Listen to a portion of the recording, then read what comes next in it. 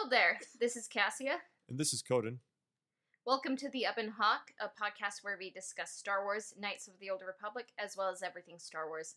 Today, we will examine lightsaber combat in the Old Republic, how we would like lightsabers and duels to be realized in a KOTOR adaptation, the Siege of Mandalore, and the Mandalorian news. This is episode 21, and this is where the fine addition to our collection begins.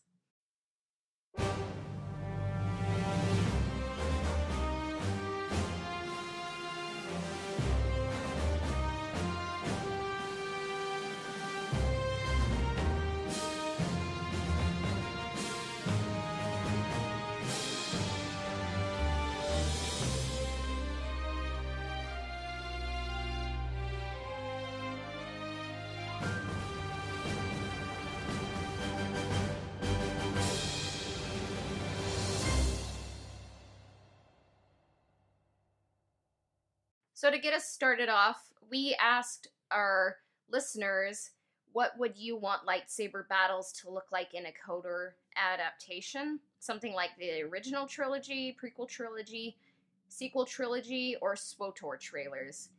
And Clone Wars Saved said a mix of original trilogy and prequel trilogy combat styles. Choreographed, of course, but a little more rough. I kind of agree. Because in the prequels, I think it's the best lightsaber combat, but maybe at some points it looks a little bit too much like Dance of Light. And I kind of want the Old Republic to feel a bit more like a medieval period, where it's like you're kind of more rough and tough, you know? It's a little bit more brutal. I like the idea of a mix of both, but I also, like, as we're going to get down some of these other comments, I would like to see everything. Kind of the SWTOR adaptations, the old trilogy, the prequel trilogy. It would make sense to have a little bit of sequel trilogy-esque fighting in there for like the more untrained crowd. But I like the combination of utilization of the Force and lightsaber combat that is displayed a lot in like the SWTOR media. Yeah. An older Jedi would definitely fight a lot like original trilogy style combat, where maybe they don't quite have the strength of the youth, where the more prime Jedi would be a lot like prequel trilogy style combat. Yeah, because I mean, if you think about it, these Jedi in Knights of the Old Republic, they're not fighting against battle droids. There's a whole bunch of Jedi and a whole bunch of Sith. And, like, they probably grew up together, and they have to go to war against each other, so it's gonna get ugly. Our next comment comes from StarWars.lores, and they said, elegant and aggressive, I'd like it to be similar to the prequels. And, spoiler alert, there is a lot of prequels love in these comments. And then Star Wars Doctrine says, while I do like the prequel battles, I wonder if the Old Republic Jedi would be as finessed, if that makes sense. Possibly more like Rey's fighting. I don't know. And I can see where they're coming from, because I think in the sequel trilogy it didn't seem like they were trained as much as like the prequel trilogy or even the original trilogy. So it's kind of like the emphasis was more on the person finding out what the Force is, you know? So it's like I don't think Rey and Kylo had a lot of people to fight against to kind of become more senior duelists. So it's kind of just a little bit random, I would say. It's kind of more about like how you ignite a lightsaber rather than how you use it in a duel. I could kind of see some arguments for that, but I kind of think in the Old Republic, when you have a whole lot of people fighting against other people, you can't be as random, but maybe it wouldn't be as pretty as like maybe the prequels in the original trilogy would be. With Rey and with Kylo and with Finn's like combat styles that were evident in the sequel trilogy, I'm going to be using this term a lot in probably the next couple episodes as we talk about lightsaber combat, but there's a lot of telegraphed swings in their combat styles. And what a telegraph is when there's an evident like wind up and a very telling motion for the defender to know that a swing is coming and where a swing is coming. So a good example of this is like Luke Skywalker attacking Darth Vader in Return of the Jedi, and he repeatedly bashes Darth Vader's lightsaber as Darth Vader is down before he changes his angle and bashes down on his arm, cutting his arm off.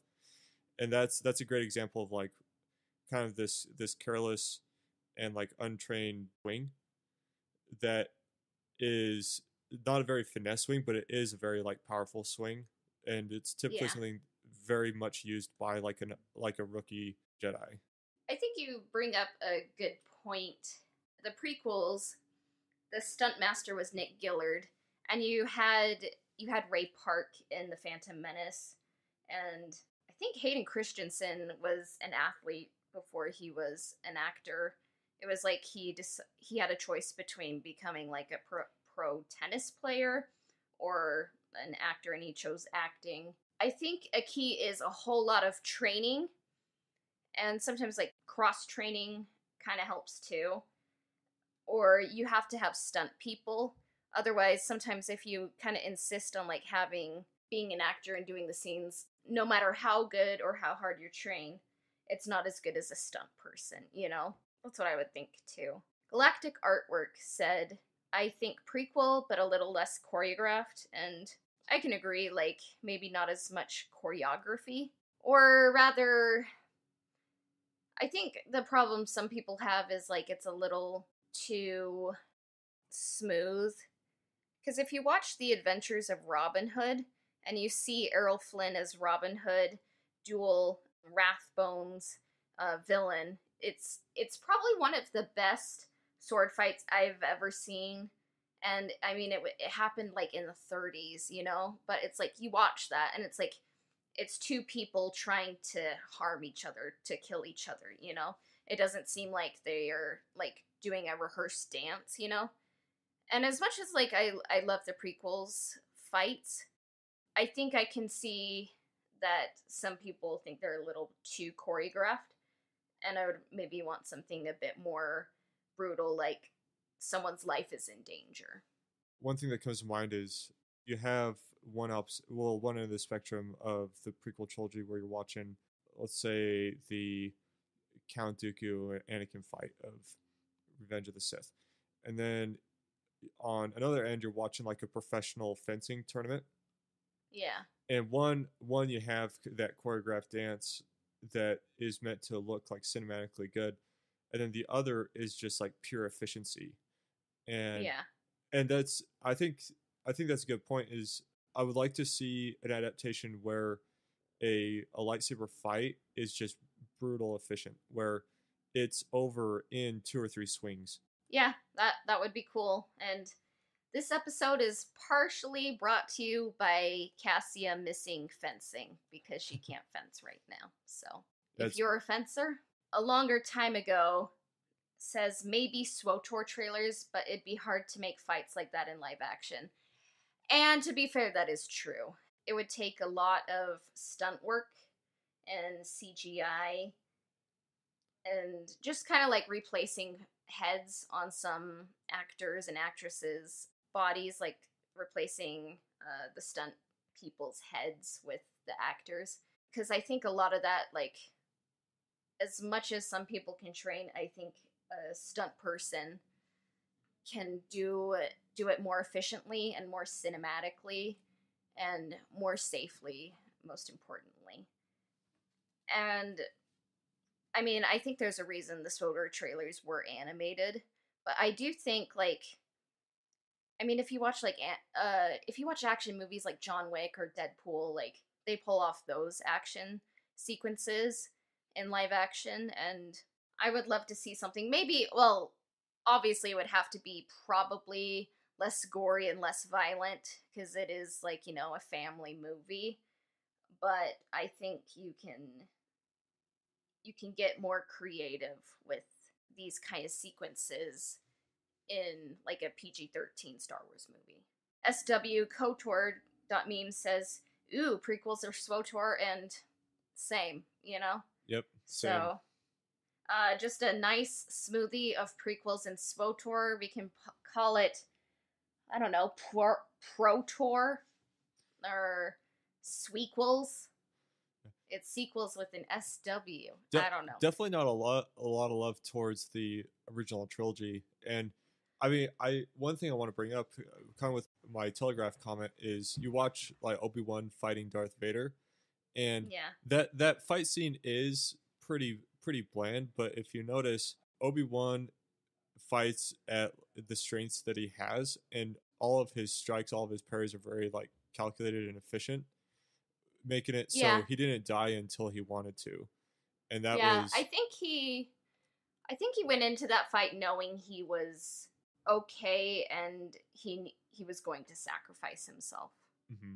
Because what's important isn't his life, it's getting Luke, the New Hope, out of there with Leia and Han to live another day. Because Luke is more important, you know? And I don't think Obi-Wan didn't play to win. Well, I guess he won from his point of view, but he wasn't playing to kill Vader. Like, there's more important things. And it's kind of just, they've already had their Anakin versus Obi-Wan, you know, in Revenge of the Sith. I don't think they needed to go all out. It's more about two people coming face to face again when they thought each other were dead. And then Jedi Archive says, I would say prequel, Episode 1, since it's the war, and Golden Age of Jedi and Sith. SWTOR trailer, of course, may be the best fights of the franchise, and if you look at the SWTOR trailers, like, technically, I think they are the best fights. And I like what they say, that it's the Golden Age of Jedi and Sith, you know? So you're gonna have, like, armies of Jedi, armies of Sith, and, like, people fighting there in that period. You have to be good on one-on-one, and fighting, like, in an army, you know? You have to be efficient with the Force, you have to be efficient with your lightsaber, and, like, know how the technology around you is gonna be going on, you know? And I think that would be probably the coolest to realize cinematically, in my opinion. The one thing that I'd have to argue against the SWTOR trailer fights is that there's, I mean, and I don't dislike double-bladed lightsaber, but it's very oversaturated with Form 6, Form 7 double-bladed lightsaber combat. And it does make a little sense because they are fighting armies at a time, and so a staff or double-bladed lightsaber makes sense in an army fighting perspective. Because of the setting, it lacks like a good diversity, which the prequel trilogy is better at showing of the different styles between curved and double-bladed and single-bladed, the different ways you could do each of those. But again, I like the implementation of using the Force and a lightsaber at the same time that SWTOR brings to the table. And then Star Wars _ negotiation says definitely something like the prequels or the trailers. And then Gray _Jedi _101 says, I'd want it to be like the prequels because those fights were more intense. And compared to the original trilogy, and to some extent the sequel trilogy, I would say yes. I think the original trilogy fights, they're probably more about the emotion behind them. Although Mark Hamill, he did do a lot of work. I just think the emphasis in those movies wasn't quite on the lightsaber fights and making them as intricate as possible. It was just kind of I mean, you kind of have Luke, who's kind of a newbie, and he's fighting, like, a paralyzed man. Well, not a paralyzed man, but kind of like a handicapped man, you know? Like... But at the same time, Darth Vader just plays with him the entire time. Yeah, and, like, Vader is more interested in keeping him alive, not to kill him, so... I'd say that in Episode 5, like Vader, he doesn't want Luke to die. He's just trying to see how powerful he is. I think the original trilogy lightsaber fights, all three of them, are more of a psychological battle than an actual like strength battle.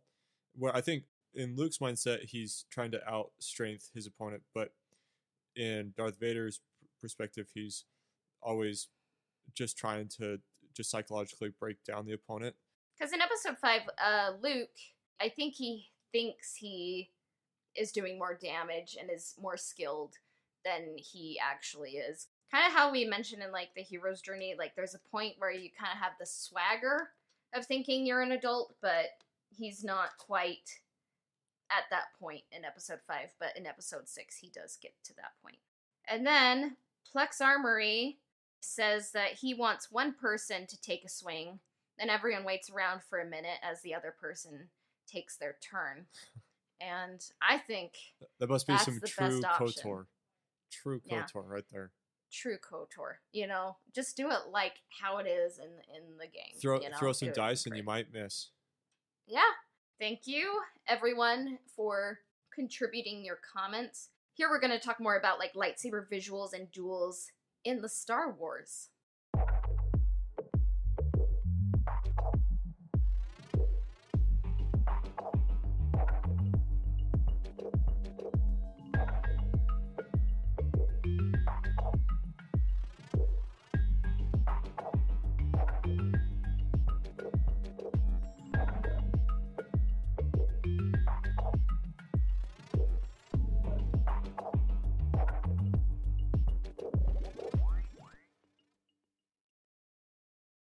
I don't remember who said this, but they said in Battlefront 2, the lightsaber appearances kind of mimic what they look like in the different trilogies.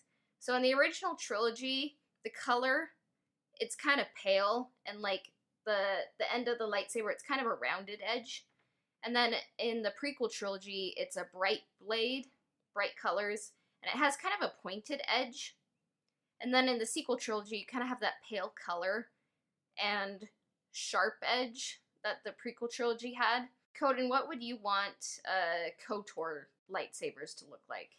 I actually would like to see kind of a lore update and expansion on this. And because to me, I think it would make a lot of sense if they talk about the quality of the crystal and the type of emitter that the lightsaber has, and have that determine the outcome of what the blade is. And so maybe how weathered a lightsaber is, or how the care of construction that the lightsaber was undertaken would determine just the outcome of what is projected. And I think that would be cool. Yeah. Just to have the variety. I kind of think in Knights of the Old Republic, like some people take vibro swords against lightsabers, and I think you wouldn't really have to get into the dialogue as much if you can kind of show visually, like maybe these lightsabers, maybe the color part kind of looks more like Rebels, so it's like kind of like a thinner blade, or maybe the color doesn't go all the way over, you know, like all the way around. Because if you can show that visually, it saves you time, and like audiences are smarter, I think, than a lot of people give them credit for. And then it could maybe make him look a little bit different. And when it comes to hilts, I would actually say like SWTOR hilts you see in the trailers, like a lot more diversity. Like if you look at Satele Shan's, if you look at her blade, it's very intricate and like kind of has like some decorations on it. I am a sword person. If I go to a museum, I look at all the swords. And if you go back to the Renaissance and the Middle Ages especially, people went all out on their swords, and like you'd see all this intricate design work. Like they would have different like kind of gold, different silver kind of like designs on their swords. And you kind of see that a bit with the SWTOR hilts. I would kind of want to see like it's not just a tool to the KOTOR Jedi and Sith, like they take some effort and make it like their own and make it beautiful, you know? And not that it has to be beautiful, but it's just kind of more than ye old, you know, Luke Skywalker's original blue lightsaber that they made out of a camera, you know? Like, I want to see visually, like, it's a time of war, so you see different kind of hilts, different designs, and some intricacy in that. That would make me happy. Yeah, different hilts have different functions to them. Kit Fisto has a hilt that's waterproof, so he can actually ignite his lightsaber underwater, and that's like a functional design choice. And then a lot of Jedi hilts are designed after their master's hilt as a sign of a look up to respect. That's very evident with Luke's new lightsaber, which is the design of very similar to Obi-Wan's lightsaber, and part of that is the lightsaber parts available were in the desk drawer of Obi-Wan, but it's also a telling piece of Obi-Wan's lightsaber. His original lightsaber had a lot of very similar design choices to Qui-Gon's lightsaber. What's kind of a little interesting fact is that Anakin's lightsaber, because he was a little bit defiant, he aspired to be the best Jedi. His lightsaber is very similar to Yoda's lightsaber instead of Obi-Wan's. Anakin's lightsaber, it's kind of more about, like, kind of strength. It's kind of awkward to hold, but, I mean, I grew up with the Attack of the Clones Anakin saber, so, like, for me, it's natural. But it is interesting to see visually, like, Anakin's lightsaber, if you look at it in Attack of the Clones, it's silver, and then in Revenge of the Sith, it kind of has more of that shape of the original trilogy saber. And then you look at his hilt as Darth Vader, it's like kind of the same as his Anakin lightsaber, but darker. So, I mean, it's not even really mentioned in the movies, but if you look at it visually, it tells a story. And I'm like, wow, that's really cool detail, you know? Yeah, a little bit larger to fit better in his prosthetic hands. So looking at the duels and combat in the original trilogy, there's only 3 duels. And it's kind of just basic proficiency, you know? In A New Hope, you have Darth Vader versus Obi-Wan, and we kind of mentioned it. It's kind of just 2 old people, and Obi-Wan's not playing to win. He's looking to sacrifice himself at a key moment, you know? Like, he's not trying to go gangsta, you know, on Darth Vader, and Darth Vader just kind of sees the opportunity and just kills him, you know? Like, Obi-Wan didn't put up a fight, really. And then we also kind of mentioned the Empire Strikes Back fight with Darth Vader and Luke. And, like, it's kind of Luke, like, his young, impetuous stage. He's kind of going all out, trying to be like, I'm so strong, I'm taking on Darth Vader. And Darth Vader's just more toying and testing with him. So, but I think out of the original trilogy, it's probably my favorite fight. Even though, like, the Return of the Jedi, Luke versus Darth Vader fight, it's probably more the emotional, you know, climax fight.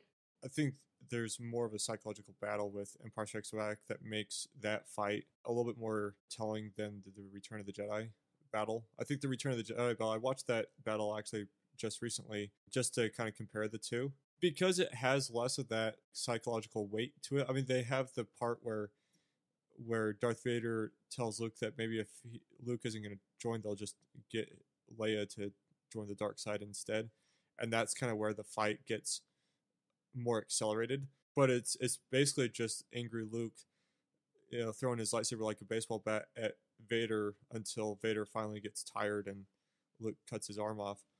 And so I think just overall the quality of lightsaber battle is better in Empire Strikes Back.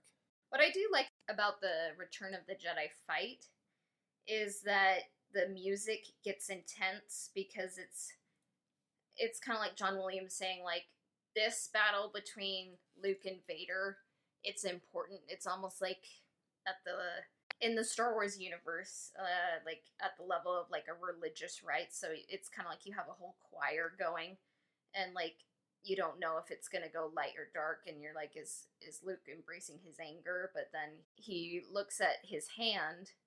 And he's like, am I becoming like Darth Vader? And then he says, you failed, Your Highness. I'm a Jedi like my father before me. And that's probably my favorite quote in Return of the Jedi. Maybe like one of my top quotes in all of Star Wars. So prequel trilogy. I mean, we haven't talked about it at all today.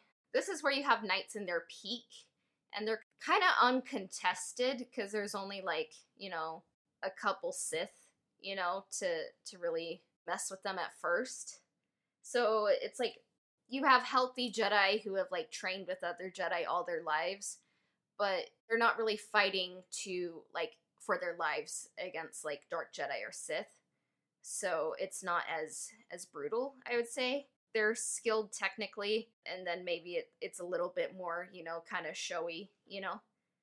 But I would say the standout in the Phantom Menace, what could possibly be the standout there? Definitely when they rescue all the politicians from those battle droids. No, just kidding. It's the Duel of the Fates with Darth Maul and Obi-Wan and Qui-Gon. Yeah. There's a lot of people who, like, it's between, like, Duel of the Fates and Anakin versus Obi-Wan. And Duel of the Fates, like, it kind of makes a lot of people appreciate the Phantom Menace more than they probably would otherwise. But it's just at a whole nother level. Like, they had to slow down the actors because they were going too fast to really be seen. And it's just, you have Qui-Gon, Obi-Wan, and Darth Maul. Technically a very good fight. And it's just an intense one. And it's just fun to see, like, the different styles where Obi-Wan is kind of mimicking Qui-Gon's kind of a little bit more acrobatic form. And Darth Maul has his double-bladed saber staff, the first that we've seen, like, in a live-action Star Wars movie. And he's kind of more the brutal, like, Form 7. This lightsaber fight is, like, heavily choreographed, and it's... Yeah. I think of the prequel films, I think this one stands out as, like, the most obviously choreographed. There's one little minor detail that I really like about this fight. If you notice that there's a lot of points where Qui-Gon cuts Obi-Wan's strike off a lot to strike in himself, and he's putting himself in harm's way to protect Obi-Wan in a lot of the strikes that take place in that fight, which is kind of a cool little neat detail of, like, Qui-Gon's relationship with Obi-Wan. And it's not overt. That's what I like about movies, is when they tell a story visually, and it's like, it's kind of up to you to notice those details. And then Attack of the Clones, I would say the standout fight there is Dooku versus Yoda. Yoda's CGI, but it's just cool to just kind of see a different side to Yoda, because it's like, yes, he's very talented in the Force, but he knows a thing or two about lightsaber dueling. Yeah, you see a lot of new stuff in this fight. You see Anakin wielding 2 lightsabers, and then you see the curved hilt, more fencing style of Count Dooku in this film. Which I love that style. Like, if I were in Star Wars, I'd be like, I want the Count Dooku lightsaber, but I want it in yellow. Okay, make that happen. Well, I think I would have to make it myself, but I kind of think it was cool to see Anakin dual wield, but I think, like, the Anakin and Obi-Wan versus Dooku, I think part of it was intentional. It's like Anakin and Obi-Wan aren't in sync right there, so it's kind of a mess of a fight when they take on Dooku. But then when you go to Revenge of the Sith, you see Anakin and Obi-Wan after the Clone Wars, they've kind of become brothers. And they're just much more in sync, and so when they take on Dooku, like, it's a lot cleaner. So what is your favorite fight in Revenge of the Sith? So I really like the Anakin versus Dooku fight, and then the Anakin Obi-Wan fight is also extremely technical and very well done. But I'd say that those 2 fights are pretty close, I think, as far as quality and performance. Where I don't really care too much about the Obi-Wan versus Grievous fight. I think that fight is very simple, and I mean, it's a well-trained Jedi against a machine that has 4 lightsabers, and he says he's well-trained by Count Dooku, but I mean, he's not much of an opponent. Once Obi-Wan blocks, like, General Grievous's main strike, the fight is over. I think my favorite is definitely the Anakin versus Obi-Wan, because the emotion is there and the skill is there. And I think when it came out, and maybe it still is, it was the longest sword fight, or I guess laser sword fight, like, ever in a movie. And it's not just showy special effects, like, there's, like, a story behind it, like, and Anakin has the edge on the fight for most of the time, and Obi-Wan is being very defensive. So I think if Anakin wouldn't have been as cocky as he kind of became, he would have won. But it's just a glory to behold that fight. But prequel trilogy, it's okay, when it comes to lightsaber fight. It's just okay. So, sequel trilogy, there are not as many duels, kind of like the original trilogy. I think it's less about the prowess with the lightsaber, but I think the best fight technically in the sequel trilogy is probably Kylo Ren versus Rey in The Rise of Skywalker. I'm just gonna no comment. I watched this video that like ruined all of the fights, just a technical breakdown. I'm like, wow, I can't watch these anymore. I think part of it is like Disney kind of heard some of the complaints of the prequel trilogy. Like some people would be like, "There's too many politics.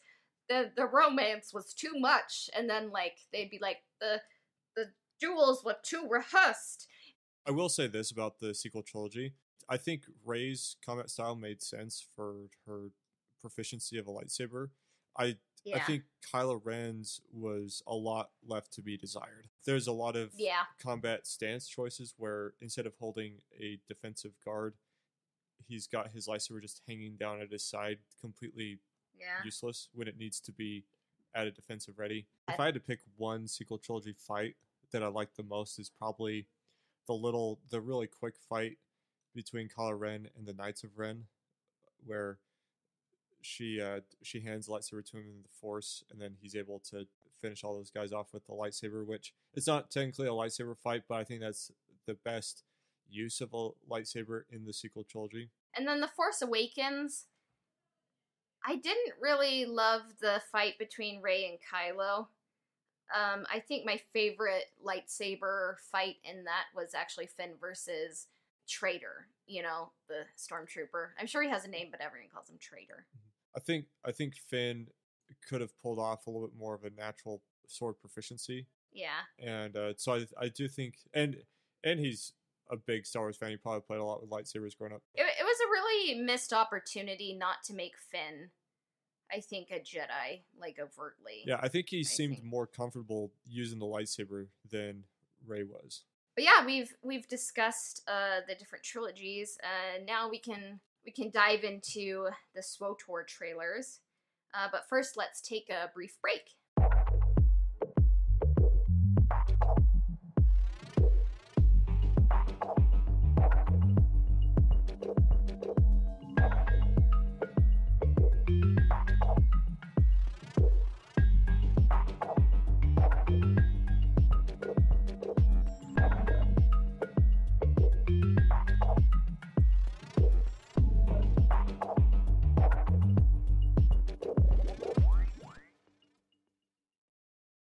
So I'm going in order of the chronology of when these trailers take place. So the first one is Return. So the players in this trailer it's actually two teams of masters and apprentices, and it's funny because the good guy team, you have Satele Shan and her master, Kao Sendarak, who's also the Jedi Order's battle master. He's clad in armor. He's a Zabrak. It's awesome. So Satele, she has a double-bladed lightsaber. Her master has a single. And then the bad guys, you have Lord Vindican and Malgus. And Lord Vindican has a double-bladed lightsaber, and Malgus has a single. So it's, evenly matched, Just when they start fighting, you have Duel of the Fates playing, and, like, how do you get rid of John Williams? Like, that's going to be hard, but that's kind of the neat thing about the Old Republic agreement is that they have access to all the LucasArts music, and so yeah, it's incredible. Yeah, being able to use those assets for the games, like, that's what makes all the LucasArts games like as good as they are, is because they're able to use the great music, that soundtrack. Yeah, and I think in a future episode we'll talk about, like, should the John Williams themes, like Binary Sunset, the Force theme, Duel of the Fates, the Imperial March, be used in Knights of the Old Republic adaptation, or if they should go all new. But anyways, so Duel of the Fates is playing while they're dueling, and it's perfect. And so Malgus is the better duelist, because right then Satele and Malgus are facing up against each other. Malgus is a superior duelist. He knees her in the stomach, and, like, her lightsaber, like, she doesn't have access to it. My favorite usage of a lightsaber in all of Star Wars is probably when her master Ko sends his lightsaber to deflect Malgus's blow. So then she's able to recover and kick Malgus away. And then after that happens, like, her master, Qui-Gon, is protecting Obi-Wan in Duel of the Fates, and here Ko is protecting her, like, in a move, and then he's like, this is not your fight, I need you to live and survive. And I guess also Obi-Wan spared Luke on the Death Star, so it's a very... You don't want to be a master if you want to live, because you're gonna die. So her master sends her away, and then the music transitions to Anakin's dark deeds. Before she leaves, she's like, Master, have my lightsaber too. And because he's the battle master, he's able to fight the two Sith. And Ko incapacitates Vindican, but Malgus, he just advances and doesn't let up, and he's a very good lightsaber duelist, and you see that in many of the trailers. He gives no ground and doesn't let up, and Ko fights nobly, Ko fights honorably, and Ko died. So at the end of this trailer, it's funny because Malgus just gets rid of his master. He's like, welcome home, and kills him, because I think he wanted to be the master. So it's like, the masters die and the apprentices survive, so I thought that was kind of cool detail. And then Hope is the next trailer. So in Hope, you have Republic soldiers fighting Darth Malgus and his army on Alderaan. And you see one soldier, Jace Malcolm, about to die, but then Satele leaps into the fray and saves the Republic soldier. And what I like is, like, she straight up kicks a Sith in the face and plows her way forward through enemies, kind of going over, above, just, like, getting them out of the way, incapacitating them to Darth Malgus. So this is their rematch after Return. And I would say, like, during this fight, like, Darth Malgus definitely has the edge, like, with lightsaber combat, but they're more evenly matched. You can kind of tell Satele has learned more. And I think this is supposed to be 14 years after that first trailer. So Satele stepped up her game, and I think she definitely has more of the edge when it comes to, like, using the Force and acrobatics. So even when Malgus cuts her lightsaber in half and goes in for the kill, like, above her heart, like, she holds the lightsaber back with the Force. That is pretty incredible. It's probably the go ahead. neater, like, scenes of the SWTOR, like, battles, just bringing that concept where you can use the Force in such a way that you can push the lightsaber back into itself. That's, like, one of the most iconic, like, SWTOR moments of their cutscenes. Yeah. I mean, you see a little bit of this in Episode 9 when Rey and Kylo are fighting on the wreckage of the Death Star, like, kind of, like, holding back the blades with the Force.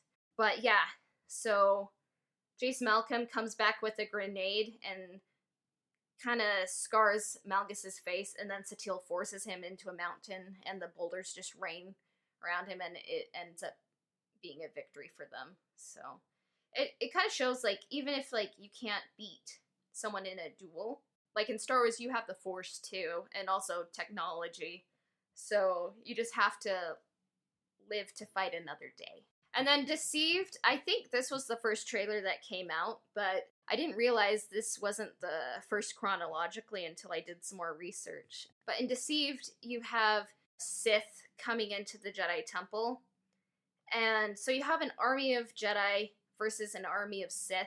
All the melee going on around them. People are punching, kicking, fisticuffs, it's all there. So Darth Malgus, he's kind of what all these trailers have in common. He faces off against Ven Zolo. What I love about this fight is that Ven dodges with, like, his whole body. Like, even one instance where Malgus, like, chucks his lightsaber at him with the Force, like, he leaps up and he dodges it, not just, like, blocks it with his lightsaber, but he leaps up, and it's pretty impressive. They each had good throws and leaps for all involved, but Ven dies, and it's actually kind of sad. Like, I kind of came to really like that character, even though I only have experienced that character in that trailer. It just stayed with me. Because I remember taking a class, like creative writing class in high school. This trailer had come out, and I was almost thinking of like showing like how creative it was in that class, because I thought it was just so well done. But what I love about these trailers is like they balance physicality and the technicality of swordplay with the force and technology in the fights. Like, you have your blasters and grenades and everything. And these trailers are like kind of the first of their kind for a Star Wars video game. You saw a little bit of it for The Force Unleashed too. These trailers, they were directed by Dave Wilson and developed by Blur Studio for BioWare and LucasArts. We're going to take a brief break and we'll be back.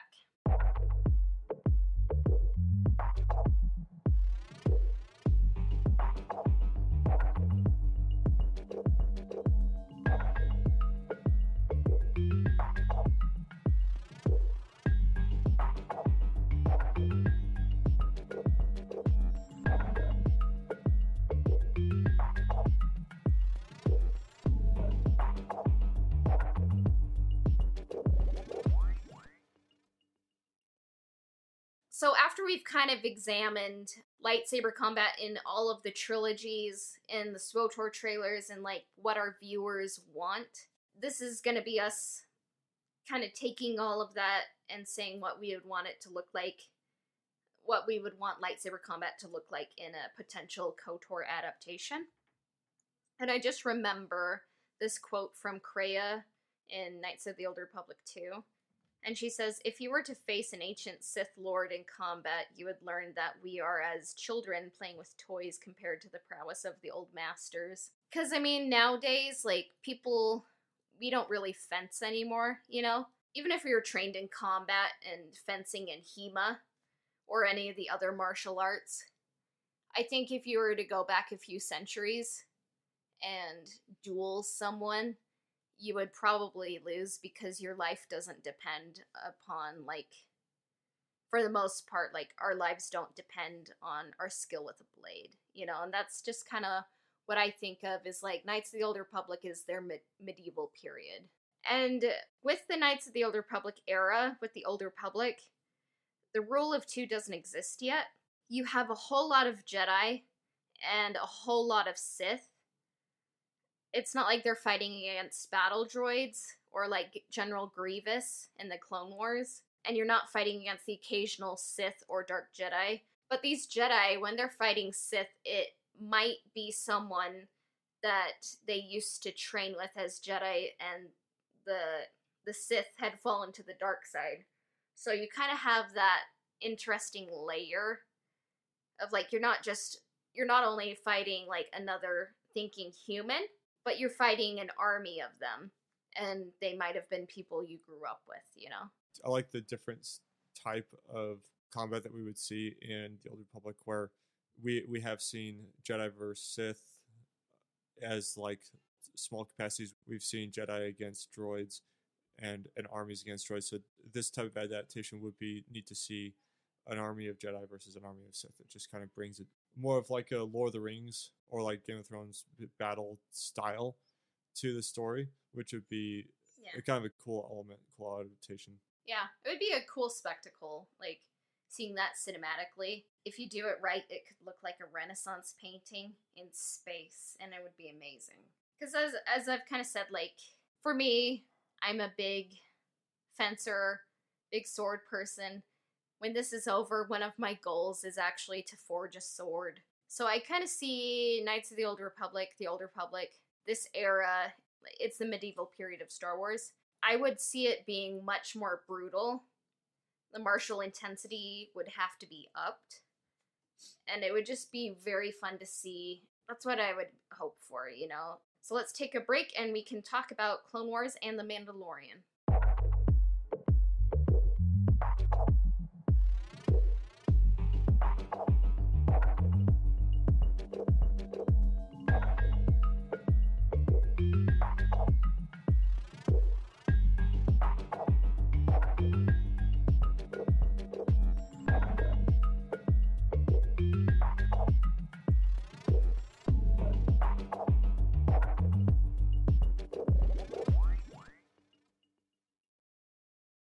So Siege of Mandalore. What did you think of the Ahsoka versus Maul fight?